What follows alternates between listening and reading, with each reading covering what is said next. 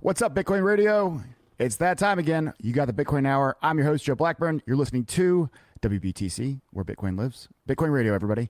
Hey, today we got Patrick Joyce. He's going to be joining us pretty soon. He is a medical student at Georgetown University. He's also, studied at times for his PhD, and I think he's doing a lot of really awesome things, and I really want everybody to hear about it. He's got a project called Knowledgr, and we're going to get into the details of Knowledgr, but beforehand, just to kind of give a little bit of insight from my perspective, I get a chance to talk to a lot of people in the space, right? And developers or marketers or salespeople or investors and Joe Schmoes.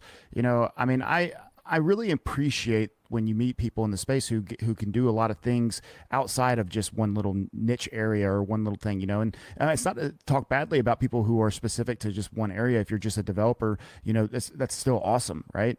But when you can be many things, it's really special. And I think Patrick kind of holds those qualities. He's the CEO and the co-founder of Knowledgr, as I just mentioned, and he's had a lot of success so far in what he's doing. I know that he's had a lot of interest from a lot of big names and a lot of people that are starting to pay attention to what he's building and what he's got going on. But more importantly, he's got the right mindset, I think, for this. And I look at where we're at in this world, just in this time, in this era. And you got to think that, if technology doesn't catch up to the other technology, that we might be in a situation where things are going to be even more manipulated than they might already be. And that doesn't go any different for the academia world and for peer review and for, the scientific studies that happen. And the amount of people these days who have the ability and to have the opportunities really to change the world, they're not really fairly balanced. And Patrick's going to get a little bit into that. I don't want to step on his toes too much. And he's got some explanations to why. And, I'll have some questions for him about this project. But, with Bitcoin back over, 10,000, at least for the time being, there's been a lot of new interest in the space. And I can only imagine as Bitcoin's momentum carries forth, assuming that it does, and I do believe that we have some good momentum right now, that the interest from the outside world's going to pick back up again. New money's going to start flowing in. People are going to start becoming a lot more bullish and holding, and they're not just going to think of this as some like quick up and then pump up and then some dump back down. I really do think that there's a lot of sustainable energy coming through the Bitcoin community right now that believes that we are where we're supposed to be. Of course, you have the folks who disagree with that, and that's fine. Nobody actually knows anything except maybe the whale who's about to dump or buy. But anyways, besides that, I think it's really important that we highlight again, projects that I think have the opportunity and the realistic endeavors of what's necessary for the space to provide a lot of just sustainable, satisfactory accomplishment. I mean, that's really the easiest way to say is we got to be relevant. It's got to work. It's got to make sense to work. I can't go out of my way to make something work, or else it's inconvenient at that point, and the regular public's not going to use it, right? So, and that's really one of the main reasons why I want Patrick on today. I think he's filling a hole. Find a hole, fix a hole, right? And that's going to be it. Anyways, let me just go ahead and bring Patrick on 1 second. What's up, Big Daddy? How's it going, Patrick? Hey, Joe. How's it going? Thanks for having me. Of course, dude. Thanks for joining the program. Thanks for joining the show. I think you heard me introduce you a little bit. Why don't you kind of give us some background real quick on everything you've done? Yeah, absolutely. Thanks for the introduction. So as Joe said, I'm a medical student here in DC at Georgetown University. I've been a science nerd for a really long time. I majored in biology in undergrad, was really lucky and got to work at Johns Hopkins doing some epigenetic research, studying tumor biology. Fell in love with science, decided to start a PhD in molecular biology. Did the first 2 years where I kind of, dove straight in, fell in love with the science, worked in a couple amazing labs. But I found that the lifestyle and the career prospects of an academic scientist are just extremely difficult. It's an incredibly competitive field where over 61% of PhD graduates actually can't find academic research positions after they graduate. So just a little story, while I was in my PhD, one of my lab mates was actually in their 9th year. Normally a PhD takes between 5 and 7. And they had run out of funding and were forced to essentially live on a friend's couch and pay for their experiments by themselves in hope of, it was nuts, in hopes of getting enough data where they could write a paper and end up graduating. So I saw that and a variety of other things, and I decided that the academic lifestyle just wasn't for me. So I ended up leaving with a master's, came to med school, did the first 2 years and kind of saw the clinical application of some of these failures within the economy of academic science and how that translates to just inefficient therapies. So there's a lot of stuff in medicine now that, shouldn't really be used in 2019. And I saw an opportunity to create something that can essentially try and make science, more accessible for everybody, happen faster, and then allow anyone in the world to participate. So, yeah, thanks for having me. I'm really excited to be here. Yeah, dude. No, I'm excited to have you on too, Patrick. Now, so what I see about this, obviously, and everybody knows this about me, I'm not a scientist, right? I'm not trying to pretend like I know what I'm talking about, but this is a really intriguing concept. It's a really intriguing idea to me for several different reasons. But the number one, and this is something that me and you had in a private conversation about your project, and one of the things that got me so excited about potentially having you on was that, I didn't understand the peer review system, and I didn't understand exactly why and how long that actually took. And of course, I can see why it might need to take that long. I mean, there's a lot of different things, and I can't remember what TV show I heard this on, but science is essentially the result of consistent results of a certain type of experiment, right? You just get similar results or the same results from conducting an experiment, and thus you have something that becomes fact. And I'm sure there's a better way to say that than what I just did, by the way. Feel free to correct me. But what I really thought and what felt like was so important was that you were leaving out so many bright minds, so many great minds in this. And what Knowledgr is doing, and what Knowledgr is going to allow, is like the person who may not have that certain degree or that certain pedigree even to say, hey, look, this is what the truth is. This is the scientific experiments that I conducted and found these results for, and nobody's going to take them seriously because nobody knows who it is. So anyways, before I go off and talk badly and stupidly about what I don't know and reveal my idiocracy inside the scientific space, why don't you explain this? Yeah, no, I think you actually brought up a really good point. So one of our guiding principles at Knowledgr is the concept of open participation.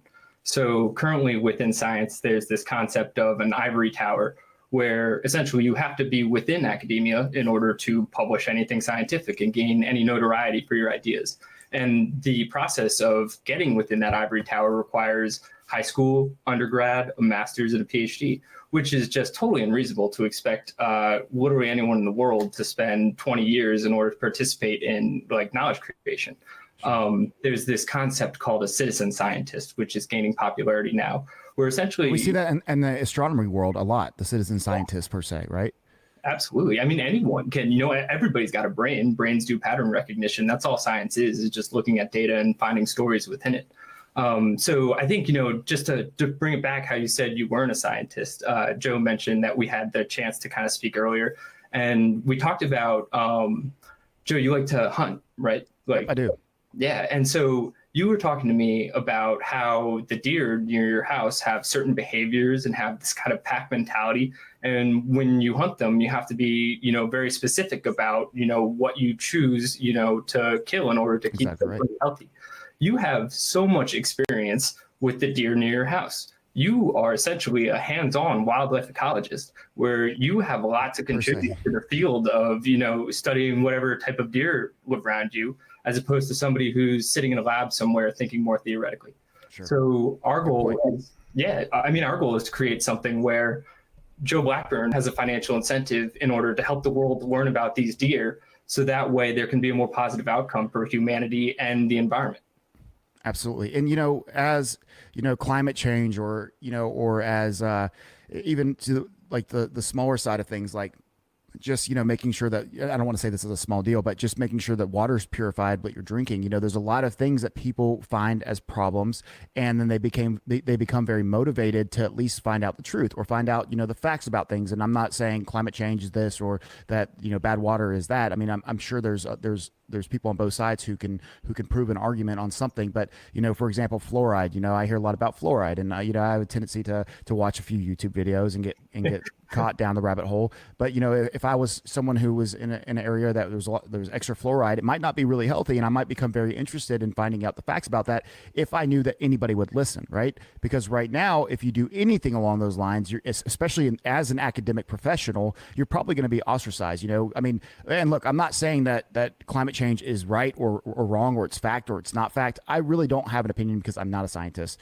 I think that there's extremism on both sides, and the truth might be somewhere in the middle. But if you have certain scientists who felt like they had found something out about climate change, and maybe it was against what the normal was, you would have a really hard time being taken seriously.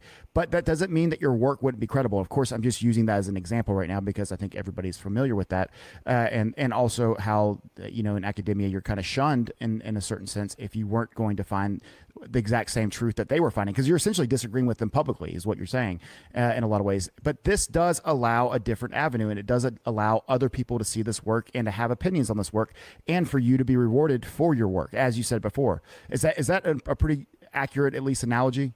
No, I think it's a perfect analogy. I mean, I think when you talk about climate change specifically, there's a consensus among the scientific community. But at the end of the day, scientific opinion is based on fact. Absolutely. And so if, someone has a dissenting opinion and they have the data to back it up, it's no longer an opinion.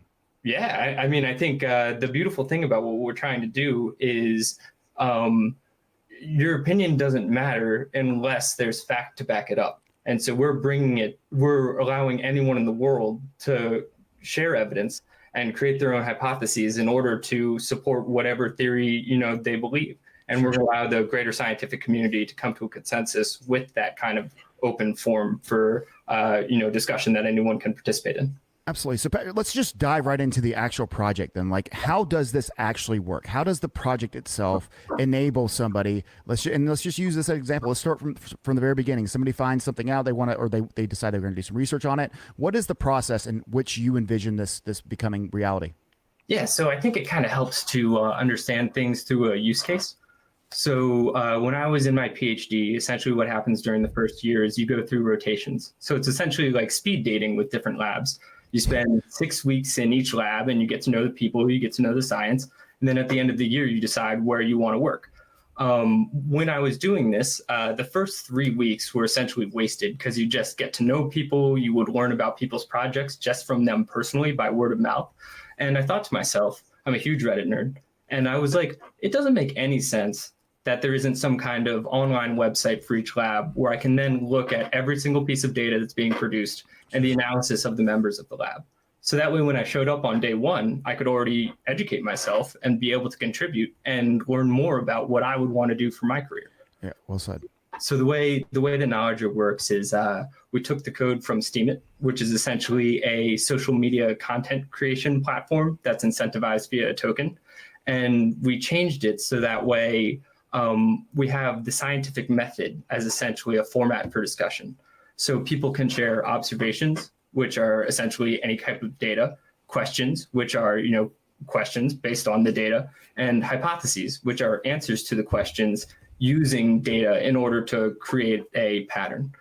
We keep track of how an observation leads to a question, which then forms a hypothesis.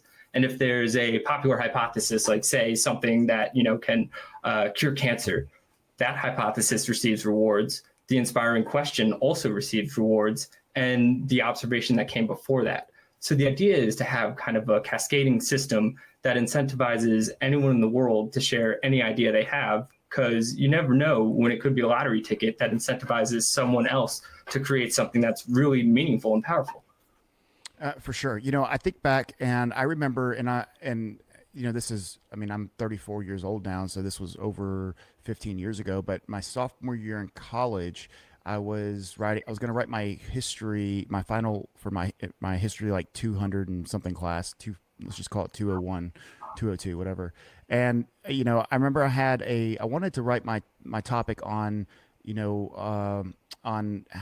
something a little bit controversial. In fact, I'm not even going to mention it because I actually completely disagree with myself back then. But I remember, when I went to my professor, and I'm not saying that was something I agreed with. I just wanted to write about it, and it was a little bit different. I was trying to think outside the box. Actually, I don't want to say I disagree with myself. I just, looking back, I understand a little bit more why the professor probably didn't really want to open that can of worms with me.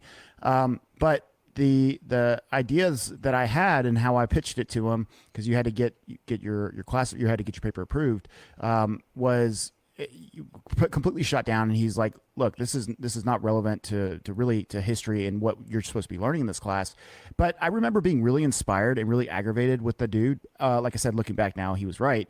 But if I really had felt really strongly about that, in which at the time I did, I was more mad about it because someone told me no, right?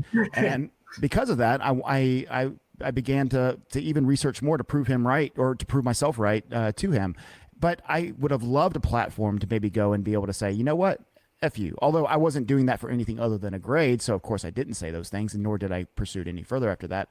I can think about that on a really higher scale, and how many times people are said no to, or that's stupid, or that's not going to work.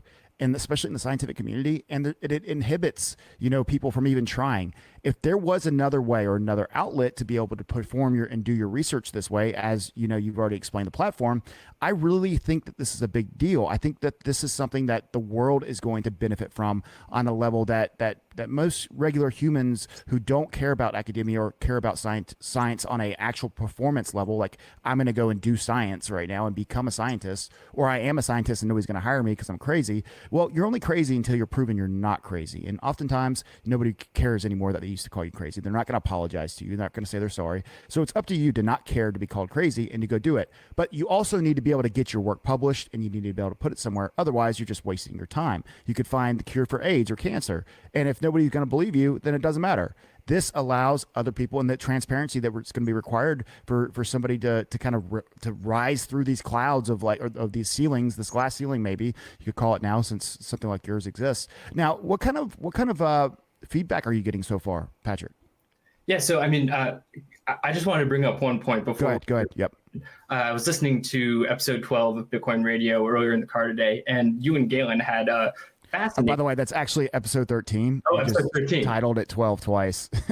Okay, so listening to episode 13, and at the end you ask Galen a couple questions, and Galen comes back and asks you if you believe that we've come in contact with aliens. Yeah. You had a fascinating response. Oh, yeah. I was thinking about it, and I encourage everyone who's listening to this to go back and listen to Joe's theory. Nice plug. Thank you. Yeah, do what I can. But it's a very interesting hypothesis where he cited a number of observations, and then Galen came back and cited other observations, and there was a discussion back and forth about something that was, is a little bit controversial and kind of cool, and it made me think. So, I was thinking, I wish that, somehow I could join into this conversation. Sure. Well, we could have another one right now. There's no problem with that. I mean, I'm sure we will. But yeah, I think it's cool because everybody does have their kind of pet theories. And I think that what we're trying to do is give an outlet for anyone to, put it out there. And if you're wrong, let other people prove you wrong. Absolutely. Now, going back to what you just said, obviously I personally don't necessarily, I was just bringing up in that episode, something that could be right. I was not making an actual assessment of this is what the facts are. I've watched, like I said, I watch a lot of YouTube videos, so I get a lot of weird ideas sometimes, and then you start expanding on them, and you start thinking about them, and you start challenging yourself or your own beliefs, right? And so when you do that to yourself, you allow, and you can do it objectively without being, you get your feelings hurt, or you can hurt your own feelings at times. I do it to myself quite often, and I have to kind of catch myself saying, "Who are you trying to prove this to?" Literally yourself, because that's who you're talking to, But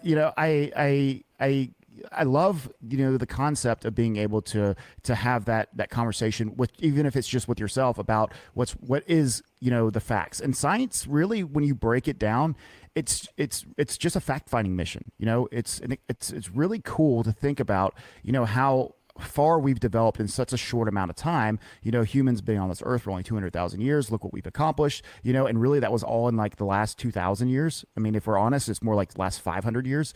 And just the progression, where are we going next, right? But that doesn't change unless we change with it, and the technology that we're using is maximized. Like what we're doing, we need to maximize what we're getting out of this technology. And I think too, the academia world, Patrick, where you're focused on, is trying to allow people to have this voice now, and on a level that really matters, that can really change things. And I can only imagine how much pushback you're going to get from the actual people who are doing peer reviews, who are actually real scientists that, that they feel like they have this hold on this thing. And, when you told me that it was 12 to 18 months at times, if not longer, to get one of your reports, your findings, something that might have taken 10 years to do, to get it published, I thought, wow, that's crazy. You're missing out on so many opportunities. And then, there's a plus and a minus, pro and con for each side. But I mean, what do you think? What are these scientists going to say? What do you think these professors and these other PhDs are going to think when you present this project in front of them and it allows everybody to have a voice? Are they going to take this seriously? Yeah, so I think, there are kind of two different responses that we've heard so far. There's established people within academia, and then there are people who are trying to become established. The way it works now is there's essentially like a hierarchy where people who have been in the field for a really long time, their opinions matter and their voice is, louder than someone who just graduated with a PhD. We found that those people, totally understandably, they like the system that currently exists because they're in it. It's their system. And it's hard, man. Like 61% of PhD graduates don't get jobs. Of that's crazy. Those that do get jobs, like how many get professorships? How many get tenure? It's like 1% end up being like the people who have the power now. So these people are studs who have worked so hard their entire life, and they see something like this, and it's not that it's threatening, but it's just it's a very different way to do things.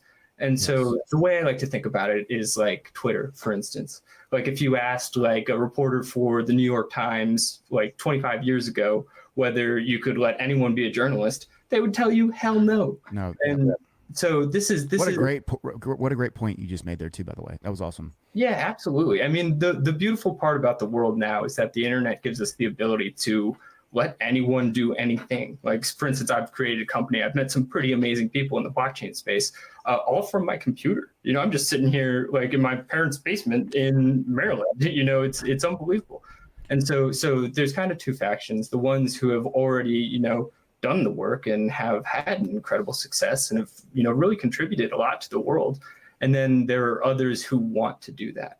And those who want to do that and are kind of on that hierarchy journey, it's really difficult. And so we found a really great reception from kind of younger scientists who want to have a voice in their field. Sure.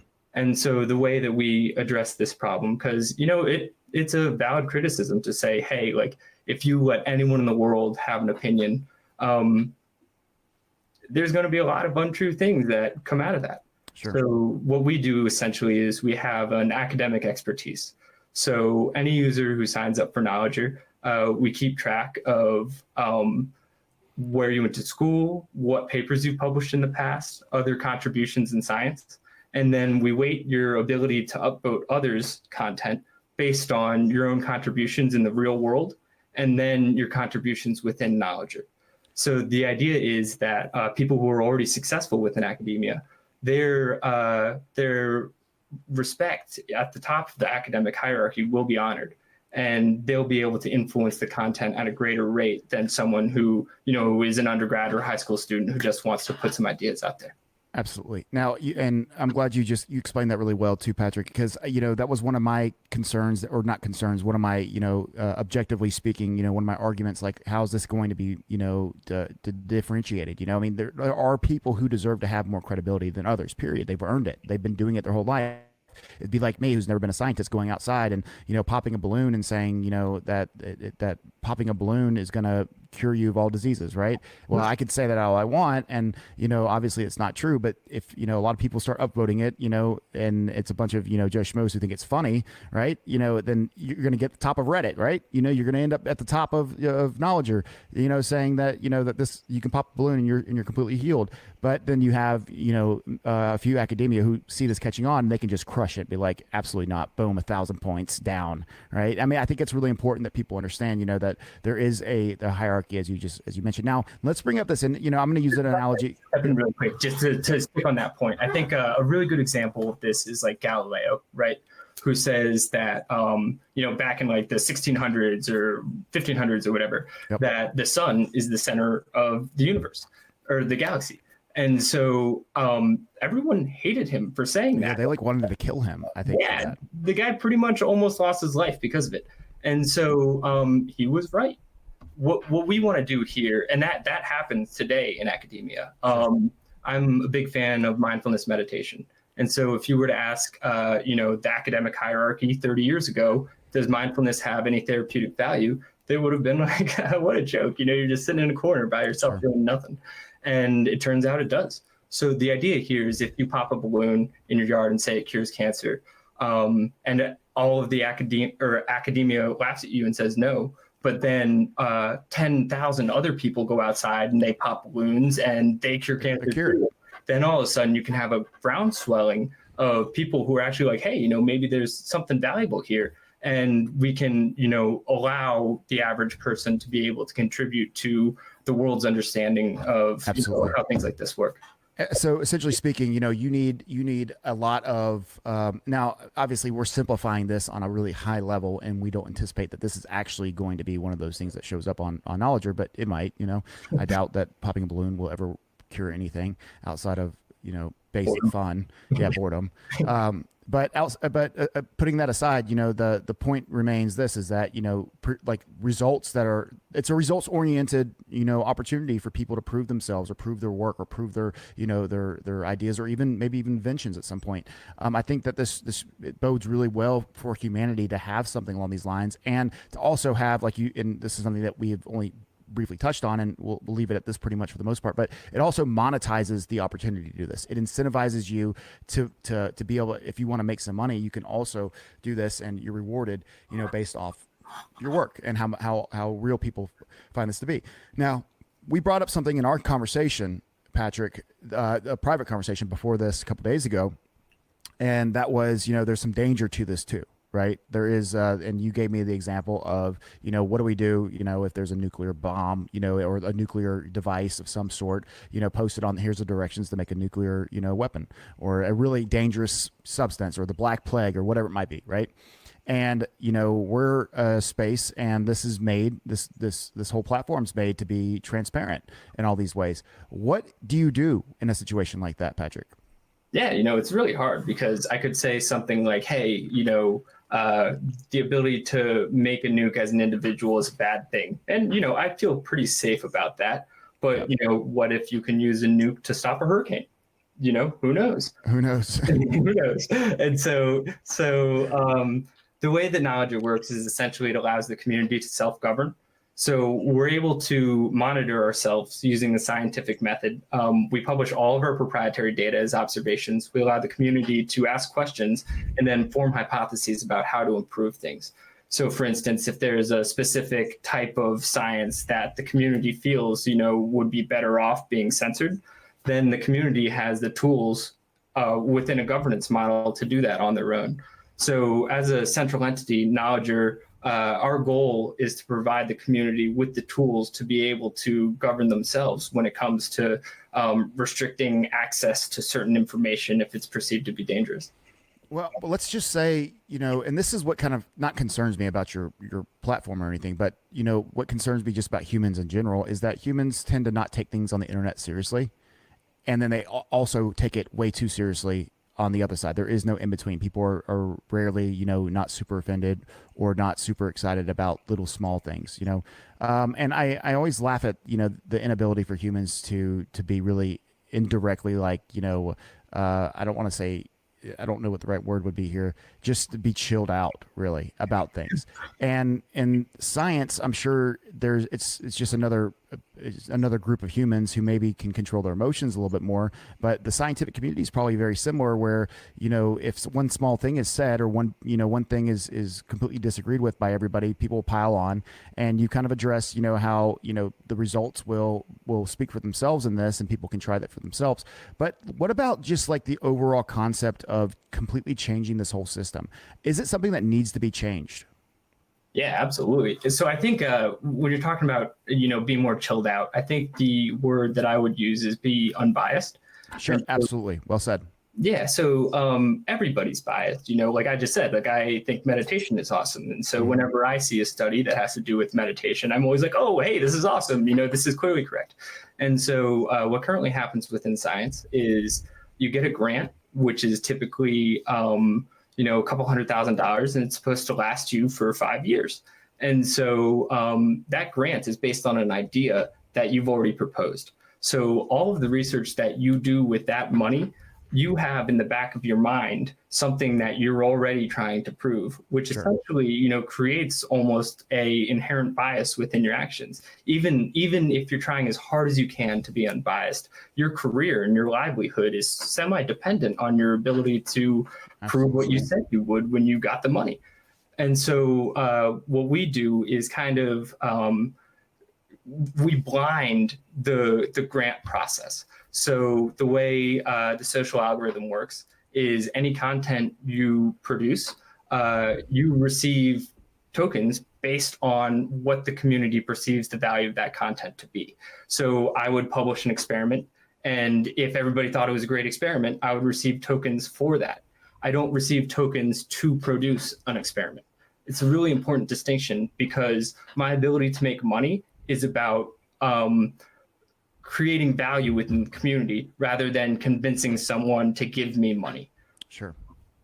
Okay, so how like a lot of these people rely on those grants early on just to fund themselves so they can eat, so they can pay their bills, and it allows that breathing room for them to be able to concentrate and focus on certain work. How does somebody fall in line with that same, you're not going to be able to focus full time or even commit to yourself on that same level if you're waiting till the end to get your payday? Yeah, so I think we don't expect to just completely replace the current infrastructure for academia on day one. I think the beautiful part about this is we can essentially operate as a preprint server. So the way it works now is people will get grants, they'll do their research, and then they'll share their research before they publish on an open access server where anyone can see what they've done. So our plan is to essentially allow people who are already doing this behavior, which is about half of scientists, and then create a alternative funding stream for them. So they'll continue to receive grants in the traditional way, and then we'll also give them a new outlet in order to receive tokens for the content they're creating. And if all goes well, maybe a decade down the road, it would be viable for someone to not even have grants and just produce content on Knowledgr. Absolutely. And, maybe even Knowledgr is able to scale to a point where that maybe is, you guys are giving grants yourself at this point, through the community. Who knows? And I probably shouldn't even use the word scale.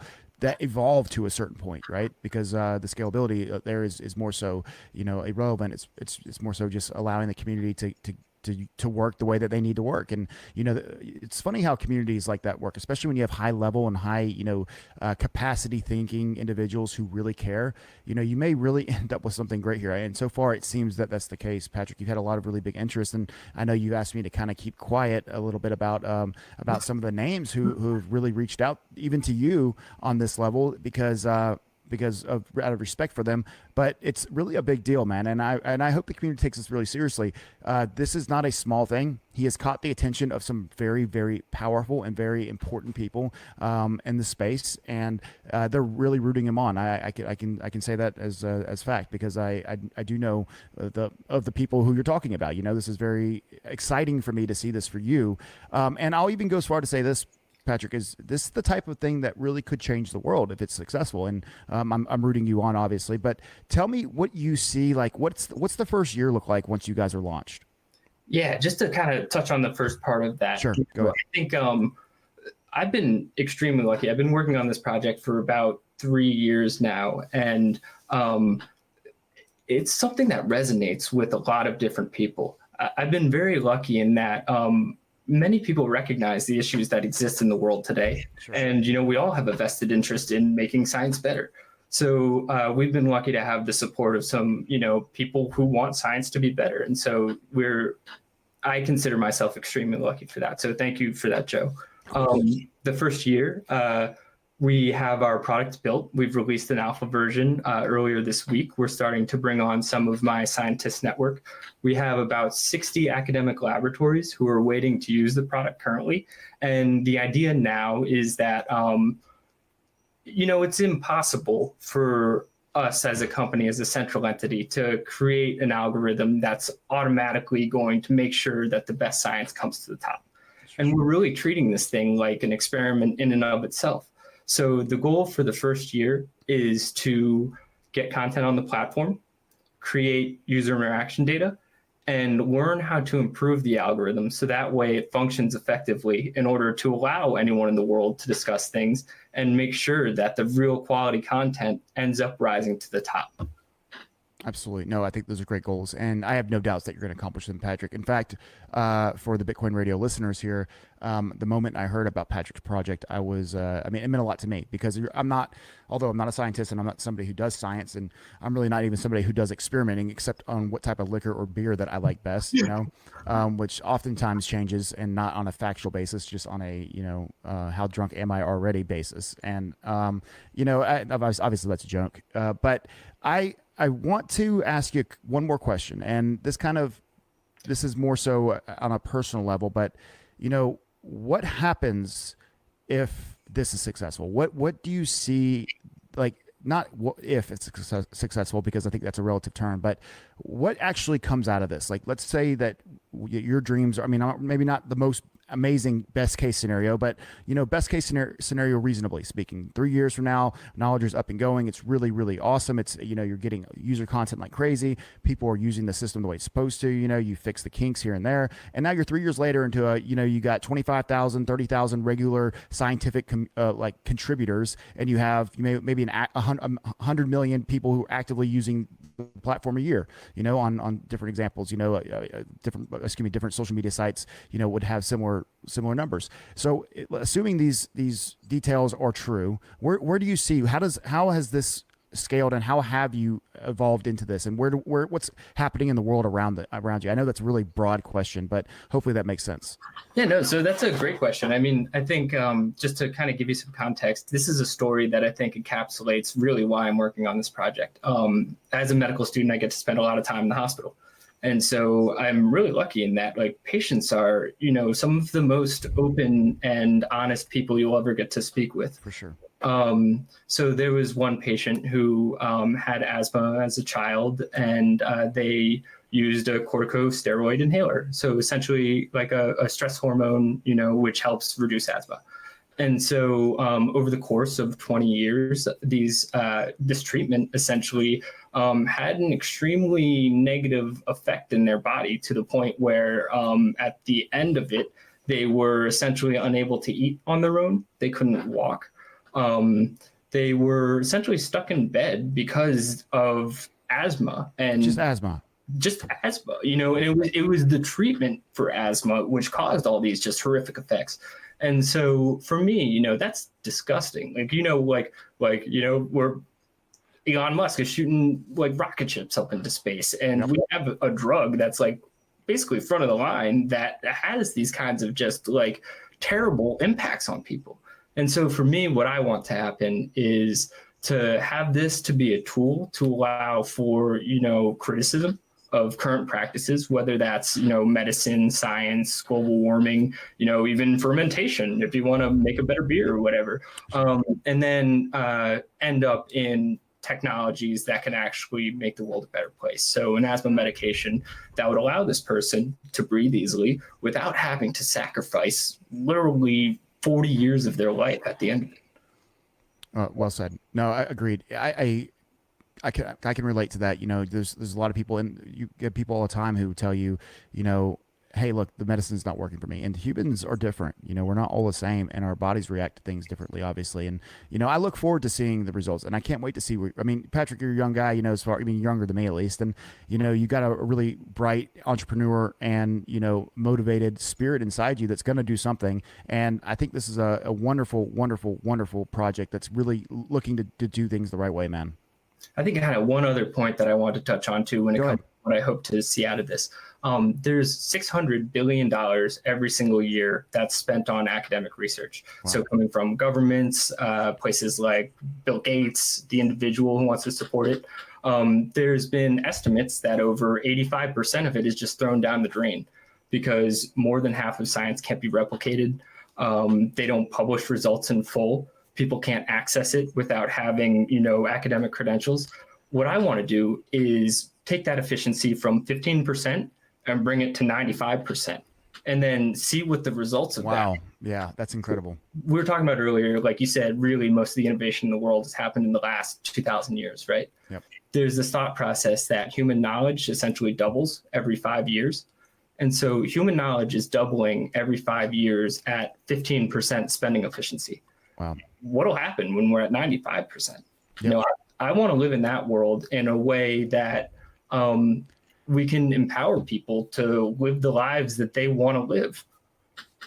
I mean, and I think of it like this too. Like, if you're playing baseball and you have a 300 average, that's a great average. I mean, and that means you fail, 2 out of 3 times minimum, right? And or roughly, of course, there's some decimal places there. But if you're failing 2 out of 3 times in anything, you would think that that's failure. But that's not always failure. Do you think that on that level, that maybe? I mean, obviously, I know that you have higher expectations for humans, and we should always be trying to get better. But like in baseball, you never see anybody hit 400.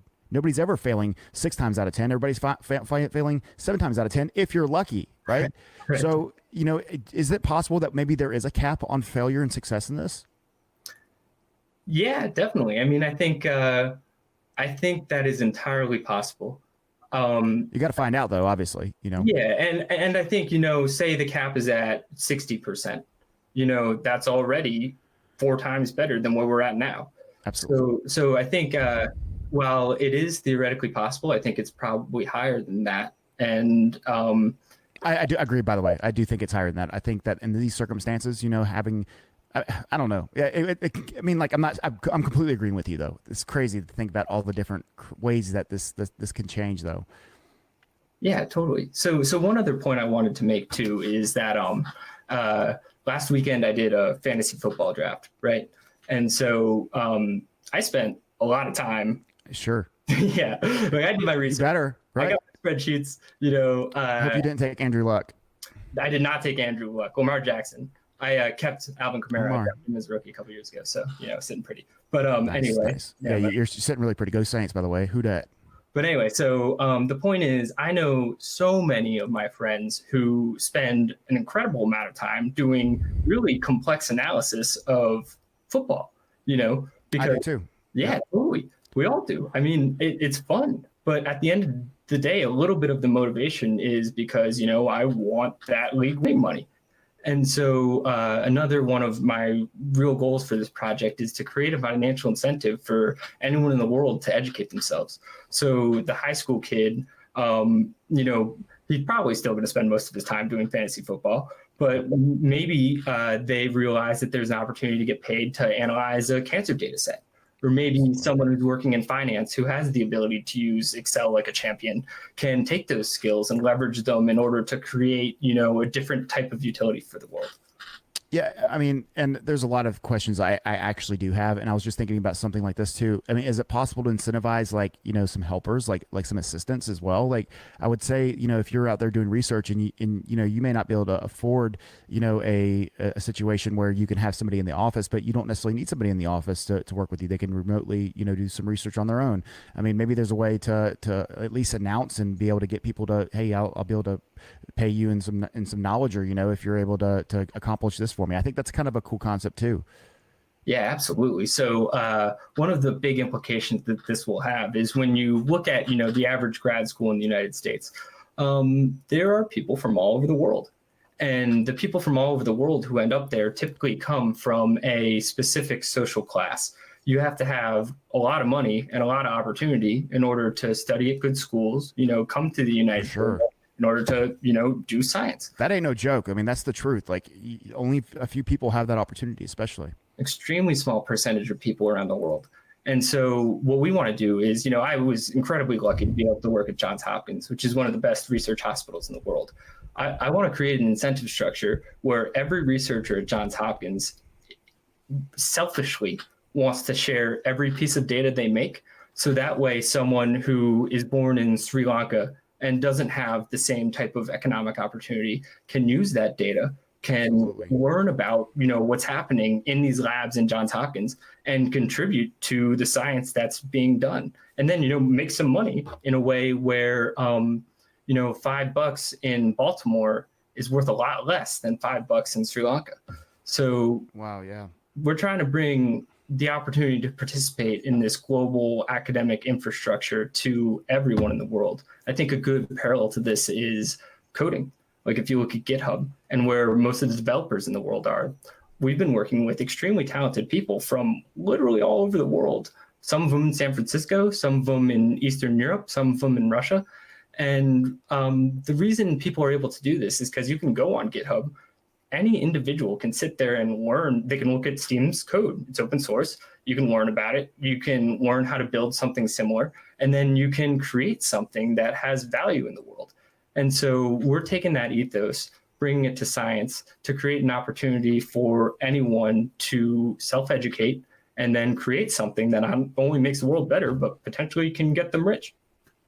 Well said, Patrick. You bring up so many great points, and you bring up so many holes that exist right now in the current, not just education or science field, but just in humans, and how, like even the way that you said selfishly, you can make money off of your research, right? And or whatever you're able to do here, to include yourself in this bigger discussion. Those opportunities, they don't exist yet. And not on the level that they should, at least given what we have in this technology, and unifying under a certain flag or sometimes a certain website or even school at times, whatever it might be, allows this participation to have credibility. And that's something the crypto community really needs to do, is get behind these projects that need the help.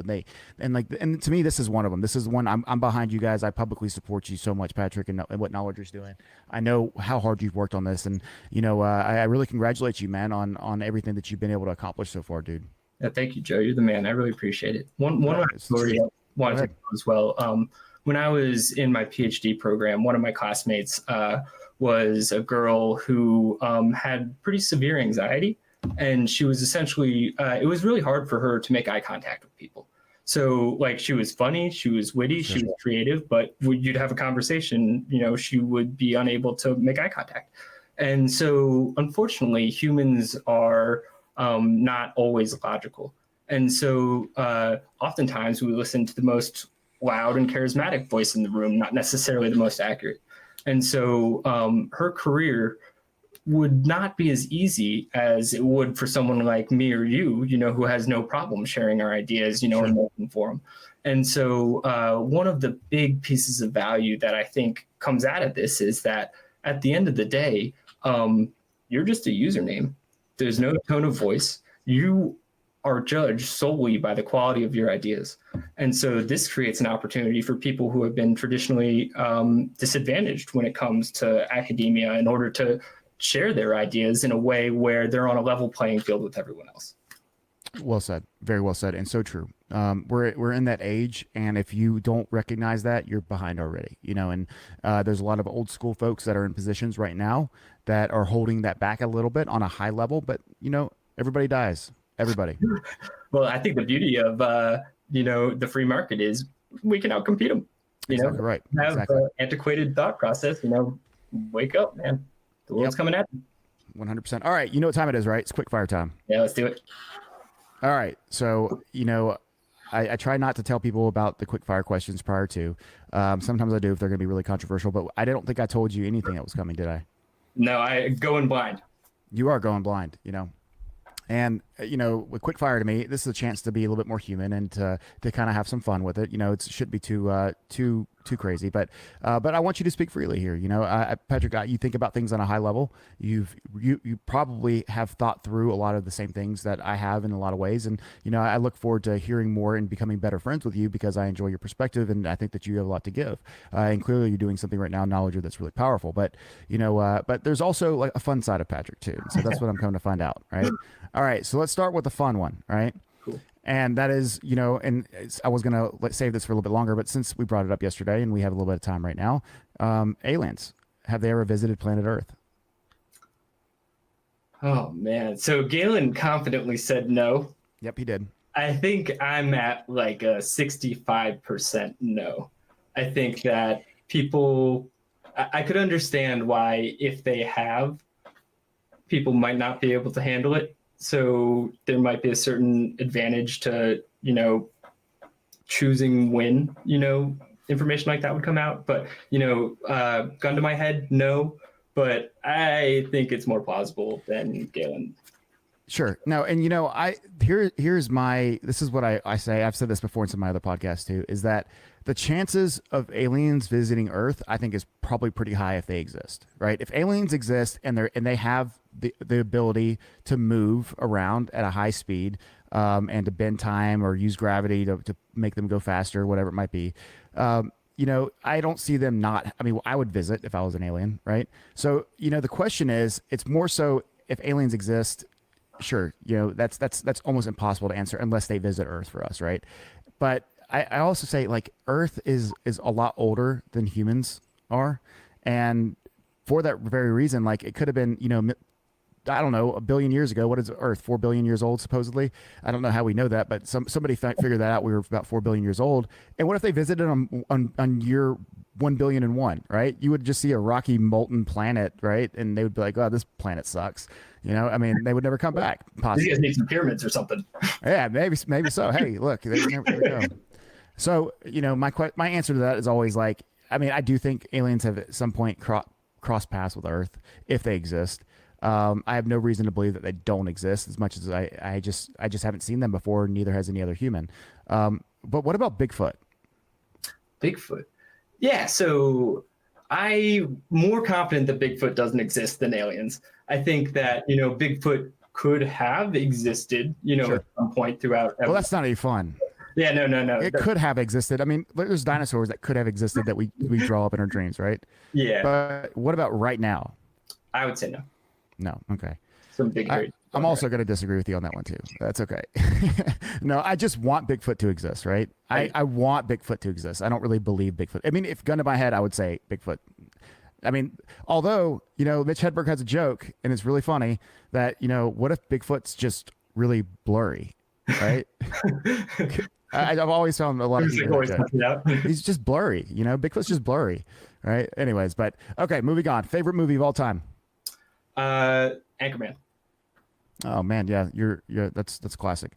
Okay. Actually, one other one that I really like too is Enter the Void. Have you seen this? I have not. What is it? Oh, this is amazing. It's on Netflix.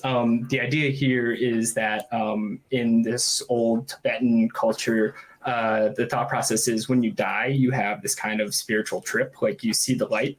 And so there's a psychoactive drug called DMT that in theory produces a very similar psychedelic experience to what Tibetans think happen when you die.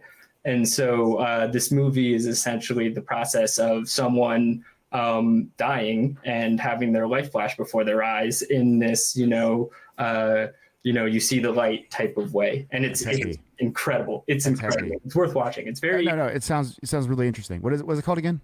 Enter the Void is what it's called. Void. Is it on Netflix? It's on Netflix. Yeah.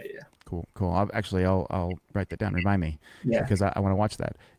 Like DMT, like Joe Rogan made it like really famous or cool to take DMT, I think. Yeah. He's a big fan of it. I have not taken it, and it actually scares the shit out of me because everybody who talks about taking DMT, they're like, my whole life changed. I'm like, I kind of like my life the way it is right now. I don't know how much more I need to know about myself or this planet. Like, let me just assume or wonder. I'm cool with that, right? I mean, like, knowledge can be scary that way, The way I like to think about it is like, you look at animals and there's such a variety. Like I have like dogs, for instance, like I have a greyhound and she looks wildly different than a chihuahua, right?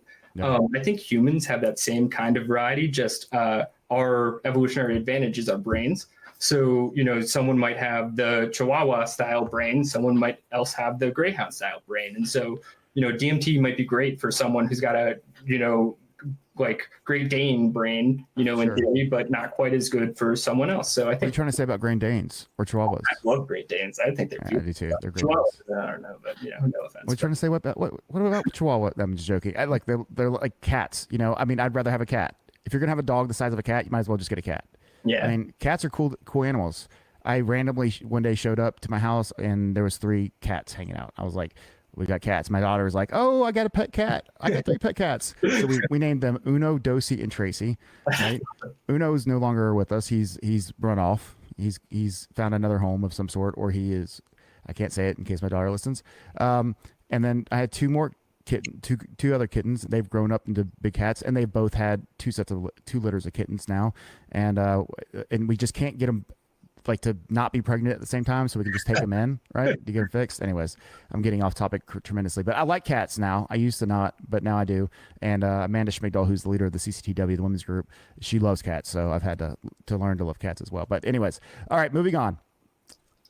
As the whole universe goes, how many? And I'm going a little deeper because you're a deeper guy. You're really well thought out, right?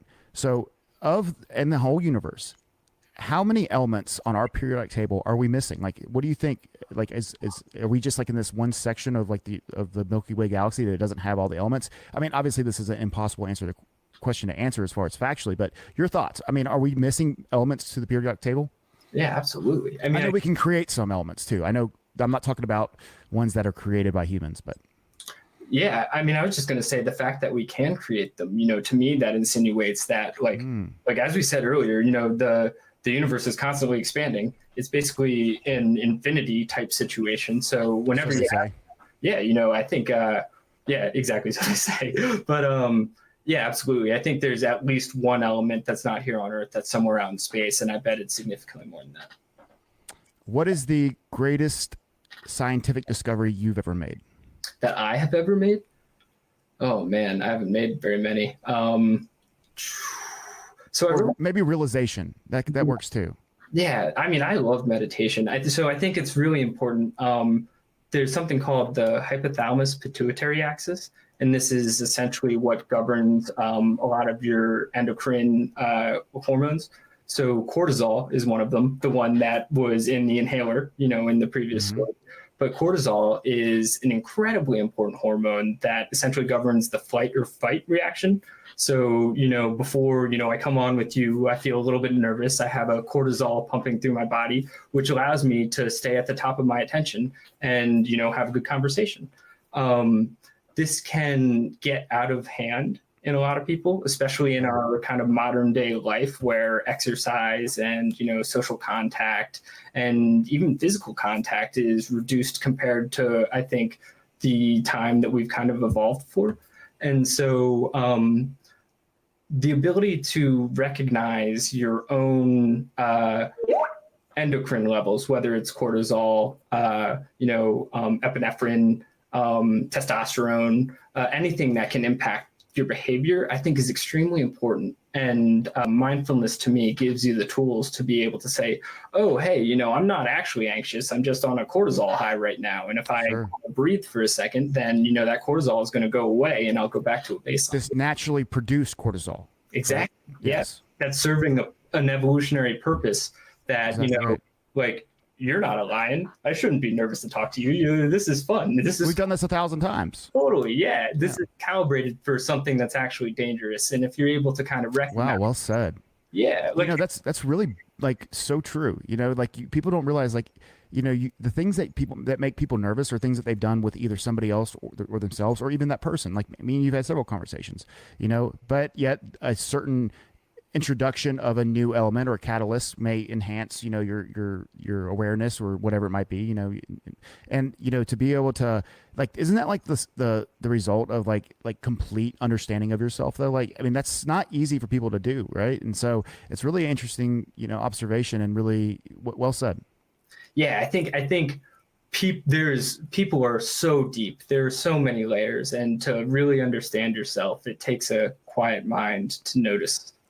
Cool. All right. So last question, and we'll tie it off here. I've enjoyed the last hour or so, and I think that Patrick, you bring a lot to the table. And so as I replaced the question with this question because since you're a doctor and you know everything, I'm going to ask you something you said the pituitary gland, and I think that's one of the glands that we don't really, maybe I could be wrong here, but it doesn't really have a really strong use case in the body, at least on a regular level. Is that correct?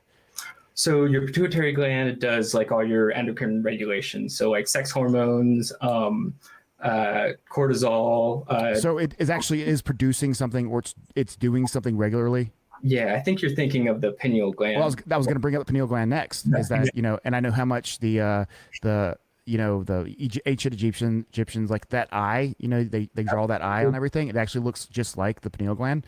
And I was going to ask you, if there was any correlation between the two and how they did things. But since you just answered that, and clearly the pituitary gland does have a use case, but the pineal gland does not. At least things that I know I've heard or read or watched on YouTube.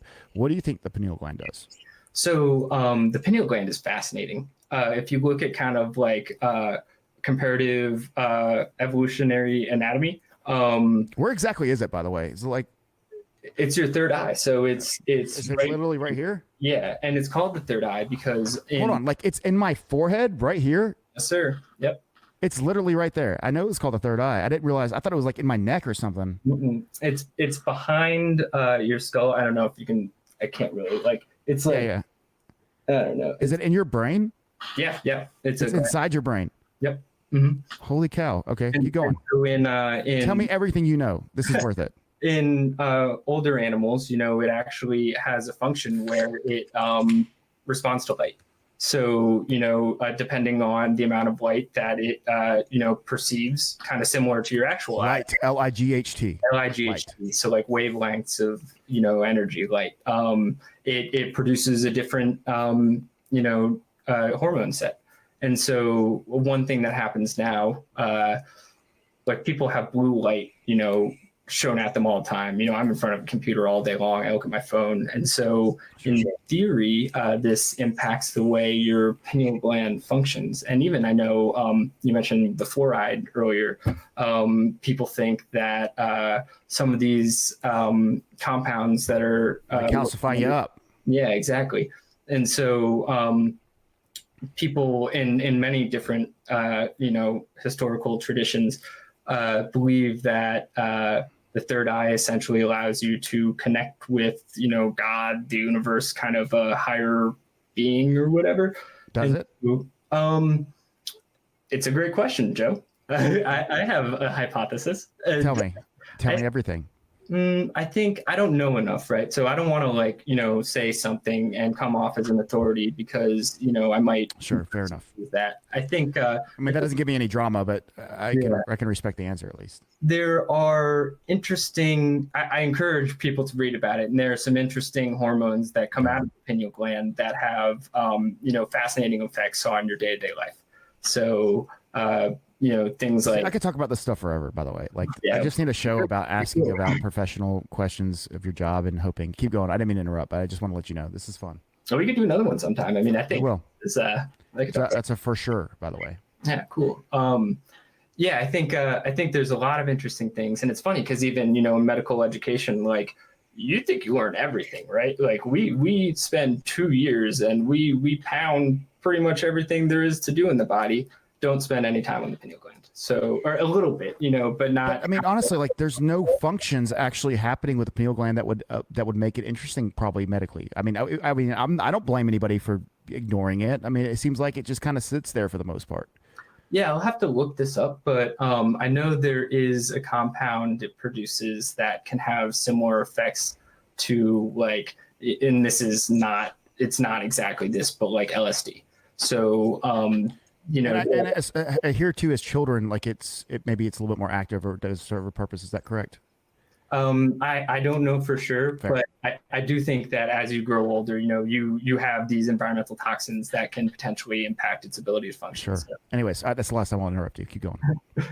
No, yeah, I think, I wish I had read more beforehand specifically because I'd love to be able to talk about it, with a little bit more, definitive nature. But I encourage everyone listening to this to go check it out. No, it's really cool. Yeah, I've listened a lot of different things about the pineal gland, and I can tell you right now, nobody has a definitive answer. It's all opinion. It's all guesses. It sounds like a great topic for Knowledgr, honestly. But ultimately, it's something that's ignored on a professional level. You don't really have a whole bunch of opinions on it, like you just said that you never learned a lot about it. But I don't blame people on that note either. But I think it's really important that we do make ourselves aware, that there are other possibilities out there. And until we can definitively say the pineal gland is not doing anything that really matters, it should not be ignored anymore. I think it's something that, that even if the problem is to be able to study it, you have to literally cut your head open. Apparently, I thought it was just your neck, but you can't even do that.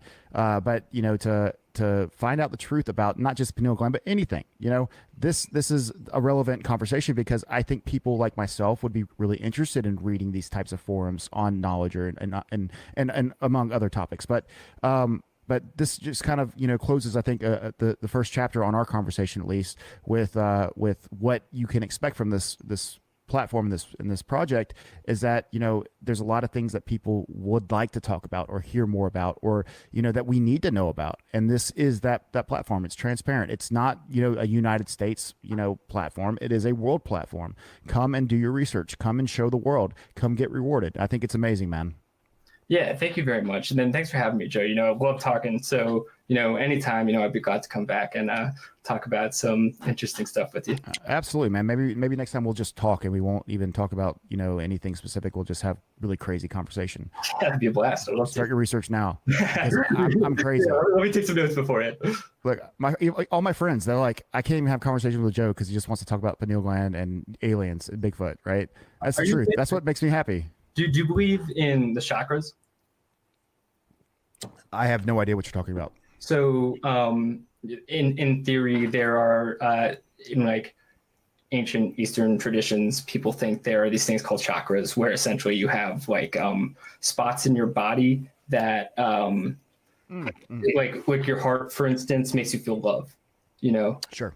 And the pineal gland, people think it's the crown chakra, which is the one at the very top of the whole, I guess, symbology. And, I don't know enough about it, but I think there is a huge spiritual aspect to it. I agree. And I definitely believe in a spiritual world of another dimension of sorts, if you want to say one way or the next. And it's hard to argue against that. There's a lot of people who've had really strong experiences. And there's a lot of people who will deny that because they can't personally experience that. And there's a lot of people who need to experience things firsthand. I know this, I like to learn things the hard way. I'm unfortunately incapable of listening to my parents, at times, right? And I think I share that same feeling with a lot of different people. But because of that, my dad can tell me 100 times that if you do not go to class, Joe, you're going to get a D or an F in your class. And I'm like, I'm too smart for this. I make it. And then, end of the semester comes and I got a D or an F. We won't go into that. But, I'm just using that as an example to say, I can understand why people don't think that if they have not experienced it. But at the same time, just using this as an analogy, until that point, I didn't have to try very hard. College was a wake-up call for me. It took me more than 4 years to graduate college, but less than 8, all right? Less than 7, actually. I wasn't in school the whole time, by the way. But, I use this analogy to just say that some people need to learn things the hard way or on a personal level, right? You can't just take people's word for it. And there's nothing wrong with that. I just think you should not discount other people's experiences, especially when there's a bunch of people who are sharing the same or similar experiences. Clearly there's a reason why, what is it? Like 5.5 billion people on this earth do affiliate themselves with some sort of religion or God. There's a reason for that.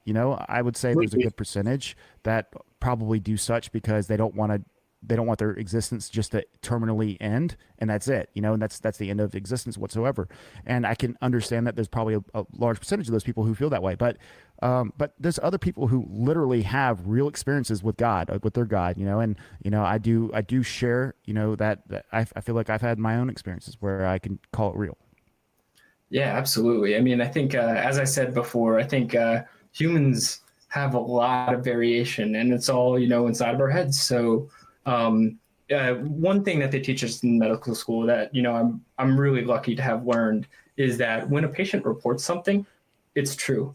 You don't discount what they say. The history that they're providing you, is their history, even if the pain is psychosomatic and it doesn't necessarily think it's coming from somewhere. That's their experience. And so when it comes to things like, like having a near-death experience or seeing God or whatever, even 15 years ago, people would have been like, man, that's total, BS. But now, a movie comes out about DMT trips where it's actually like, hey, here's this mechanism where maybe you can see God. So, it's definitely a fascinating time. I can't help but to enjoy these conversations. So, but I do know this, that we have been talking for a long time, 1 hour and 8 minutes to be exact. So it's probably time to wind it down. But look, thanks again, Pat, coming on. All right, Bitcoin Radio. We will see you next time. Everybody, go check out Knowledgr. Hey, Patrick, where can everybody find you at? What's your Twitter handle? What's your what's your best means of communication? Yeah, absolutely. So the website is knowledgr.io. It's like knowledge ledger. So KNOWLEDGR.